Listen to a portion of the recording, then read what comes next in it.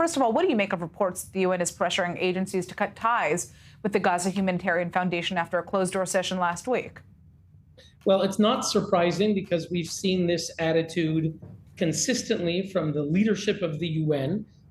Guterres, over a year ago, instructed all UN agencies to basically forbade them from dealing with any other effort that would replace UNRWA, the UN Agency for Palestinians, in any way. So there were reports in several news agencies that he gave an order, Guterres gave an order to the heads of all UN humanitarian agencies: do not dare cooperate in any way with any US-led initiative to replace any of the work that UNRWA is doing. So the latest reports are just a continuation of that kind of policy. In my opinion, it's kind of like a mafia-type approach. If you dare cooperate with this entity, we'll break your legs. That's kind of the instruction that he gave back then, and we're seeing it once again. Right. And yeah.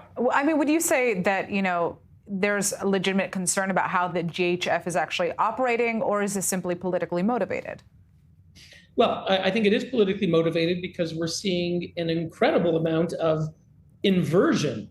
The argument put out by the UN, and they've been vehement in the past several weeks, more than we've ever seen on almost any other issue, certainly from UNRWA, because I think they see it as existential, that a more effective, non-politicized, authentic, sincere humanitarian effort would show that UNRWA is the opposite. And it is the opposite. The leaders of UNRWA, such as former Commissioner Pierre Krahenbuhl, said UNRWA is not merely another aid or humanitarian agency.